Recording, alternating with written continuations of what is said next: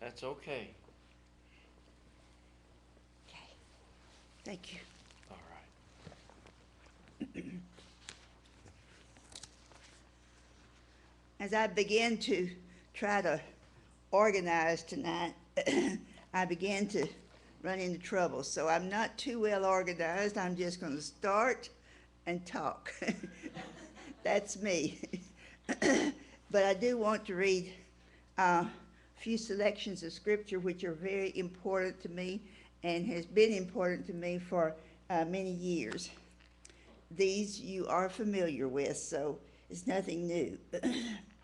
uh, from Luke 6, verse 31, do to others as you would have them do to you.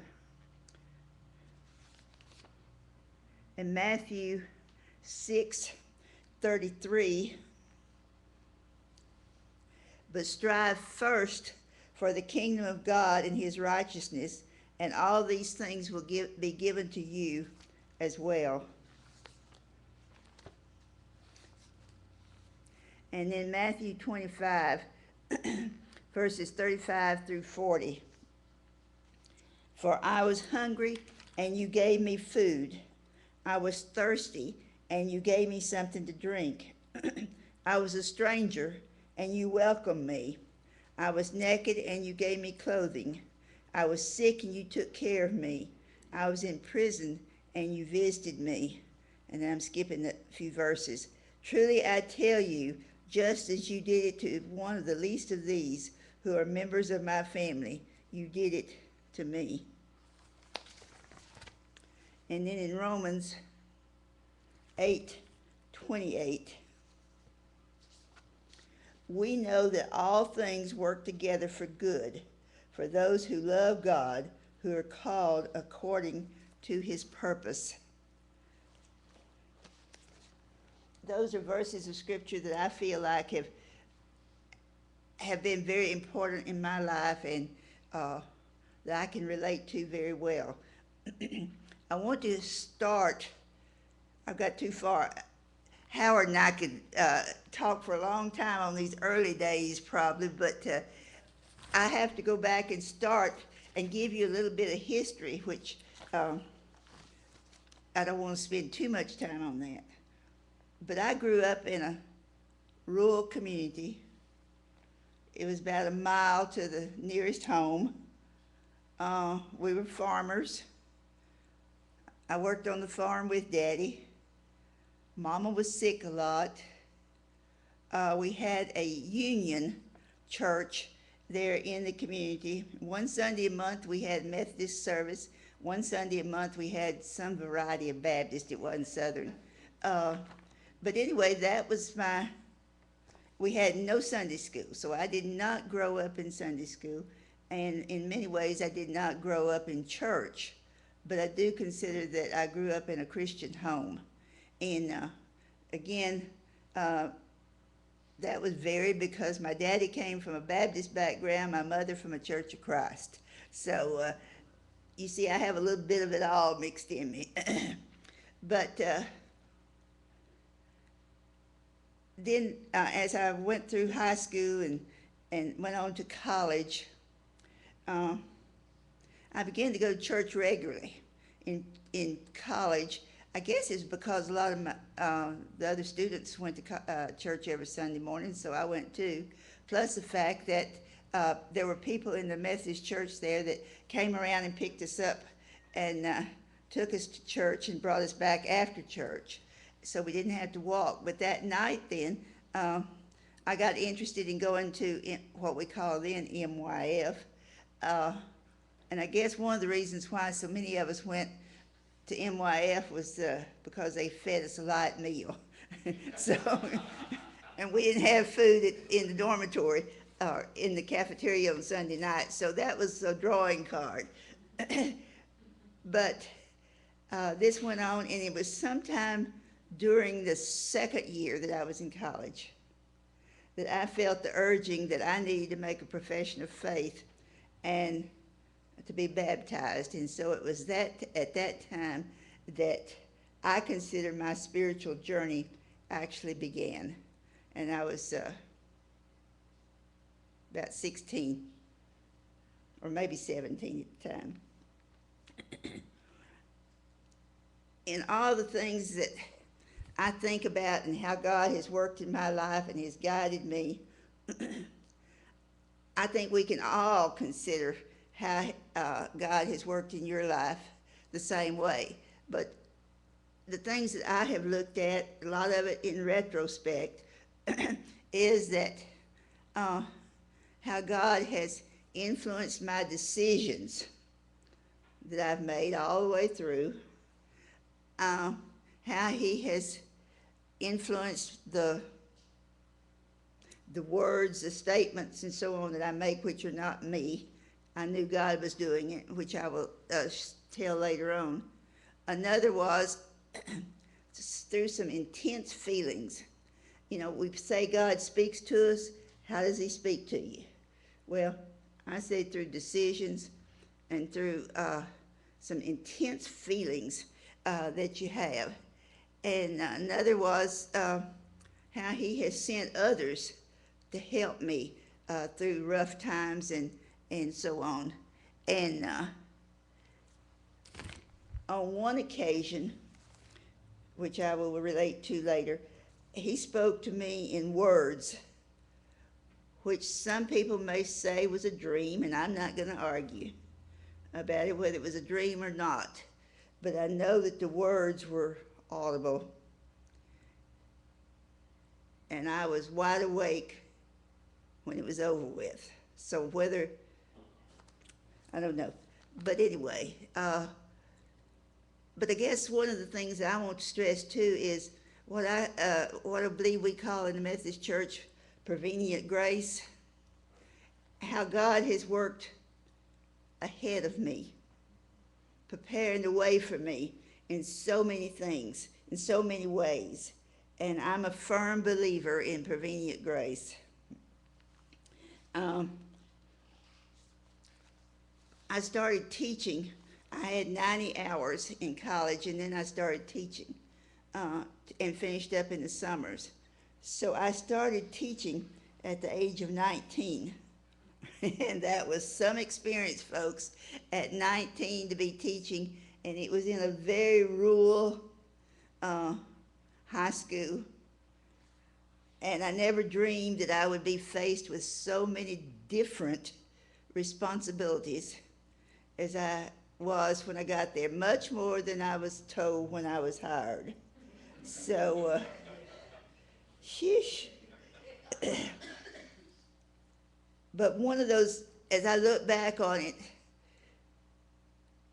the first realization that I had of prevenient grace was during that time, because we had a veteran that was finishing his high school education, and he must have been around 24. Now here I was 19, remember. He was married and had children. They told me that he was made whiskey at night and sold it. And so he began to be, I had to also direct the class play, senior class play. So he would come to the play practice, and he was getting real mouthy and unruly, and he'd come to play practice smelling like he was either drinking or had spilled it on him. I didn't know which. So I took it, and again, the administration there was horrible. You couldn't depend on them to support you on anything. So I just had a chat with that young man, and I told him, now where this came from, this is what I'm saying, God was there with me. I told him that if he came back to play practice anymore with whiskey on his breath or on his body, I didn't care which, I was going to report him to the VA. Now, folks, I knew absolutely nothing about the VA. That came from somewhere, and it didn't come from Faye. I don't know what I'd have done if he'd come back, but that took care of the situation, and so we moved forward from there. It was such a terrible situation at that school till I knew beyond a shadow of a doubt I wasn't going back. But I wasn't concerned about a job either because I knew I'd be going back to summer school and I'd go to the placement office there at the college and I'd find something. But one Saturday morning, I was in the basement where I lived doing my laundry, and the superintendent from from Lake Hamilton School, which was near Hot Springs, he came down there because he'd come to the door and my landlady had told him where I was, so he just came on down there. I didn't know him from Adam. And he offered me the job of coming there to coach. I don't know whether I mentioned I was a coach at Cattagap too or not, but anyway, he offered me the job of coaching. I didn't think anything about it, except I wondered, why did he come to see me? As I look back, I feel certain that God led him, he sent him to me because I did go there and I had 6 years of just a great experience, coaching and teaching 3 years and just teaching 3 years. So after 6 years, I had also finished my degree at Henderson and college there in Arkadelphia, Arkansas. I'd finally finished my degree and bought a car, which was my first car, and just things were looking good, but the salaries were so low in Arkansas till I began to look for something else. But I decided that first I need to go on and work on my master's. And so I started to the University of Arkansas in 57. And there I got my master's in physical education with a lot of study in counseling. And there you had a placement office you could go to and see about jobs. People coming in from other school systems could go there and find someone too. And so principal from Eudora, Kansas came, and he wanted somebody who could teach PE and who could start the counseling program there. And so he made contact with me, we visited, I took the job. And so that had given me 7 years of experience when I went on to Kansas to work. And I started going to the Methodist church there in Eudora. Let me back up. While I was there in Hot Springs, one of my co-workers went to the Methodist church, and I became very active there. That co-worker moved away after 3 years, and I took that class and started teaching, and it was an adult class, so I taught for 3 years there. But then when I went to Kansas, I started going to the Methodist church, and as far as I was concerned, I might as well have been staying home playing jacks or something. So I wasn't pleased at all. Well, this is the way I felt. You know me, I speak plainly sometimes. My landlady went to the EUB church, which was the Evangelical United Brethren Church, and it was really the Methodist church as far as I was concerned. But I started going with her and got very involved there, and some marvelous people there. And again, I started teaching Sunday school class. But during that time, Mama had been really sick and all, and no one there to help Daddy with her and so on. And I thought, I need to get back closer to home. But I knew I couldn't go back to Arkansas because salaries was too low.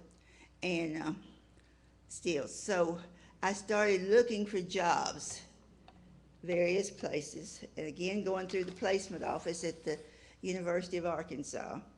And they gave me 2 listings in Louisiana. One was here in Leesville, the other one was in Crowley. So I decided I'd go to Crowley first. I got there, and when I got out of the car to go into the school, these humongous mosquitoes just, and I said, this is it. I'm not, I am not going to fight these mosquitoes.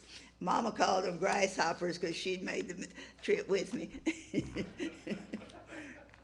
But I went through my interview and was nice about it and all, and I said, well, I'm going back to Leesville, see what's there.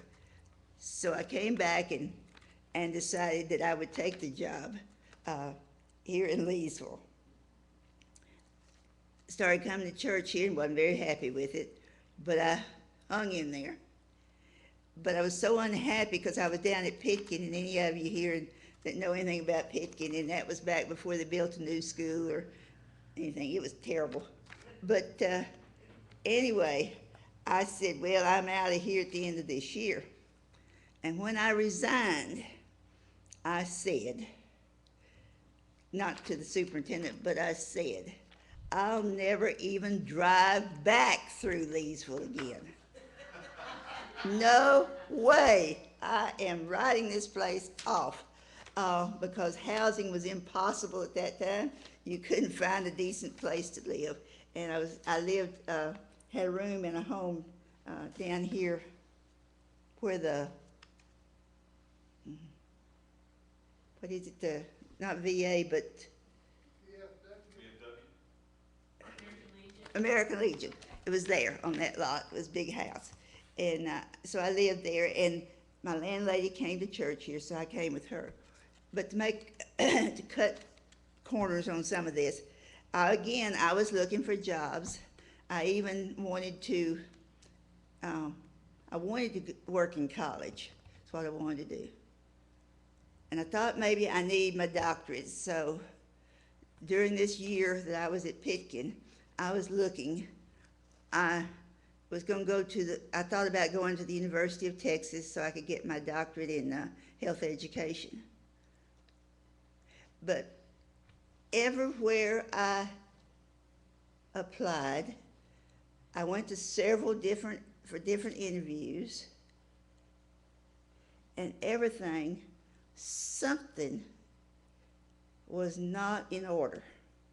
It wasn't that I didn't have the offers, but things just did not work out. And I wasn't really into praying for God's guidance in everything at that time. But I knew something just was not right. During that summer, the superintendent called me at home and wanted me to come back and talk to him. And I thought, buddy, you're going to make some things right if I come back down there. But anyway, I came back, and we had a very frank conversation because he had totally misrepresented some things to me the first year. I came back, and would you believe that 1 week before school was to start, I got the call from one of the colleges that I wanted so badly to come and work there. And I said, with just a week or 2 weeks before college started, and I had never taught in college, I felt like I was setting myself up to failure. And so it broke my heart to have to say no, but I knew I had to say no. It was just within me that I had to say no. And so I turned that down and came on back here. So that was, from that point on now, I've been in Leesville, saying I never would even drive through the town. I'd find a way to bypass it, but here I was. Now, as I began to look back on what all transpired that really made me come back here, I think of all the things that have happened to me as a result of coming back.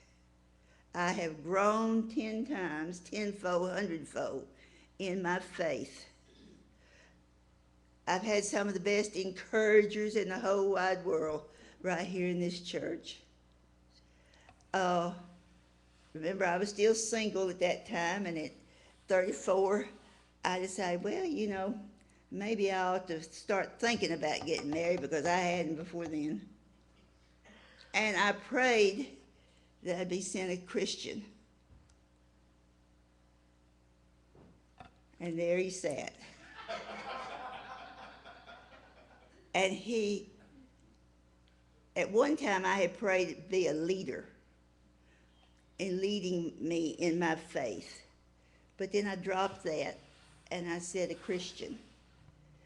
And folks, I say this to Truman and all of you. He has been my Barnabas. He has encouraged and helped me in everything that I have tried to do. He has been there for me. And so there, God was working. Now, I knew then he'd answer my prayers because I had been praying for that, okay? So that was, then in 1974, Daddy died, and Mama was down staying with us for a while. Our neighbor across the street, which we just barely knew, was out talking to Truman one day, which was not a usual situation that they were talking. And he told Truman that they were going to move and he wanted to sell his house. Was this just happenstance that they talked that day? I don't think so. So Mama and Truman talked about it. I stayed out of it, but they talked about it, and they decided that Mama should move down here across the street from us. And so that we did. I say God was working in all of that for the things that happened in the future, because in 76 she had a stroke and was very, very, very sick. We didn't know whether she was going to live or not. She wound up in the nursing home and was there for 12 years before she died. It was good that she was here when it happened. I don't know what we'd have done. I guess we'd have still brought her down here, but it was all here. It all happened here. I still think God was working in this. Nobody could ever convince me any differently than that he was working in this. But after we put her in the nursing home one day, I was there by myself at home. It was during the summer, and I was so distraught. I was crying and praying and begging God to help me in some way. And I don't know whether any of you, I know Howard will know, Miss Ruth Fisher. She taught at our school. We weren't particularly friends. I just knew her from there. But while all this was going on, me crying and praying and begging God to help me, the phone rang. I almost didn't answer it because I was in such a state, but I answered and it was her. She had heard that Mother was in the nursing home. Her mother was in the nursing home, and she must have talked to me for 45 minutes to an hour. And my whole being changed. I felt like God, and I felt then that God had used her to bring me the comfort that I needed at that time. So that was one time that I think God uses other people.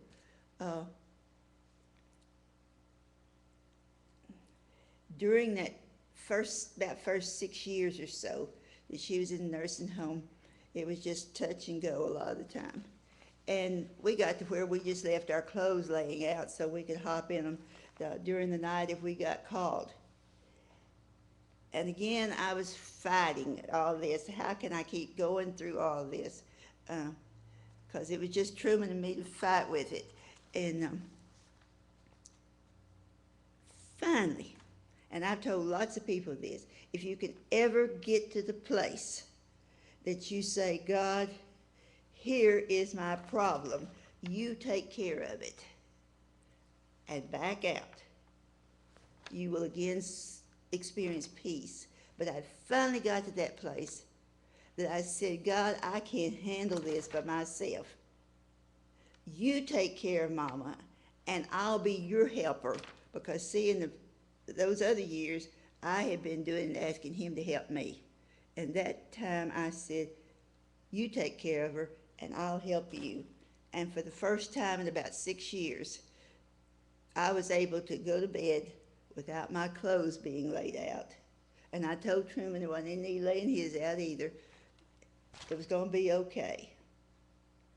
Now, I experienced peace that I've never known before after that.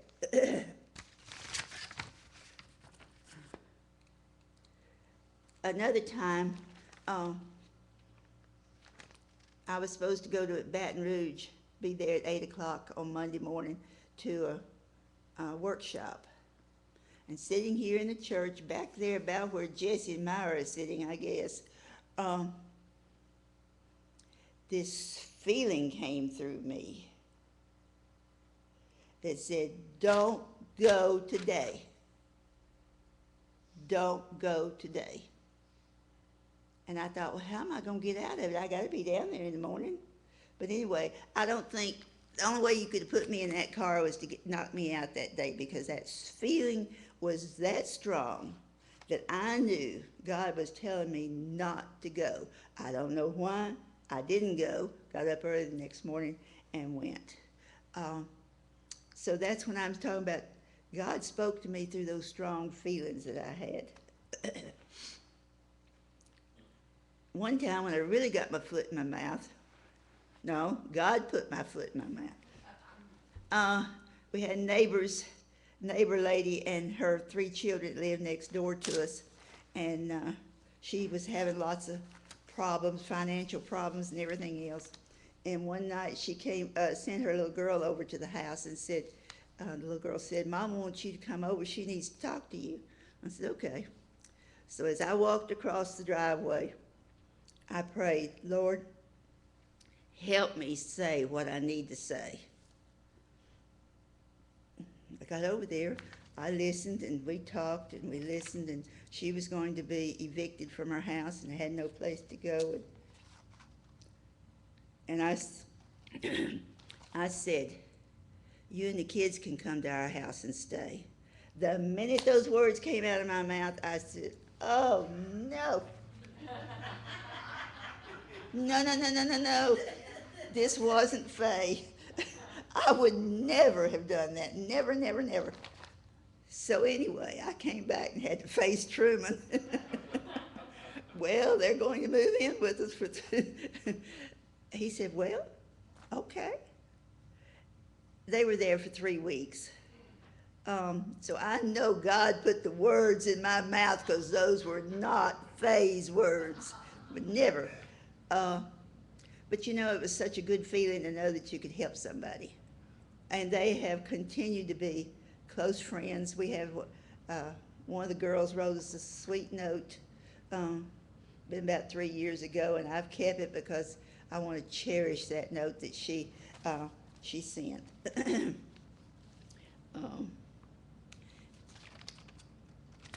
gotta hurry. Okay. I'm going to do one more thing, though, but as I've told many of you before, that as a principal, I don't think I could have ever made it without having prayed each morning, Lord, help me handle any situation that comes today as you would have it handled. Now, I'm not going to say for 1 minute that I always did, but I always tried to look back at night and see that where he directed me, because I know me. I know my quick, sharp responses, those kinds of things. And when I handle situations in a calm diplomatic way, I knew it was God working through me and it was not Faye. So I just say, the more you realize that God is directing you and helping you, the more you will look for him in other situations. And you'll just be amazed at how you know beyond a shadow of a doubt that the Lord is acting in your life just as he acted in mine. And I will be forever blessed that he told me to get myself back into Leesville. So, because I have grown so much through this church with so many opportunities and all. So